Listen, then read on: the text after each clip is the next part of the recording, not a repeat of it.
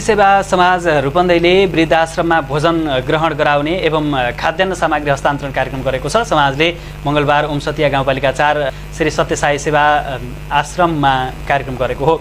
जेठ कृष्ण औँसीको अवसरमा समाजका आजीवन सदस्य शशि पन्थीको आमा स्वर्गीय गायत्री पन्थीको सम्झनामा कार्यक्रम गरिएको समाजले जनाएको छ। कार्यक्रममा बोल्दै सशस्त्र प्रहरी बल नेपाल प्रस्तावित सीमा सुरक्षा गुल्म बीओपी डन्डा रूपन्देहीका प्रमुख सशस्त्र प्रहरी नायब उपरीक्षक डीएसपी प्रदीप कुमार बस्नेतले पन्थी समाजले पुनित कार्य गरेको बताउनुभयो। वृद्धाश्रममा कार्यक्रम गर्नु प्रशंसनीय रहेको डीएसपी बस्नेतको भनाइ थियो।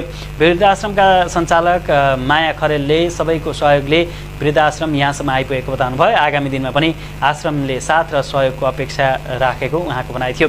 आश्रमलाई एउटा ई-रिक्साको आवश्यकता रहेको पनि अध्यक्ष खरेलले बताउनुभयो। पन्थी सेवा समाज रूपन्देहीका पूर्व सहसचिव शेखरनाथ पन्थीले सरकारले पनि वृद्धाश्रम सञ्चालनका लागि बजेट विनियोजन गर्नुपर्नेमा जोड दिनुभयो। समाजका अध्यक्ष भीष्म पन्थीको अध्यक्षता शेखरनाथ पन्थीको स्वागत तथा शशि पन्थीको सञ्चालनमा भएको कार्यक्रम सम्पन्न भएको थियो। कार्यक्रममा वृद्धाश्रमलाई नगद सहयोग पनि गरिएको थियो।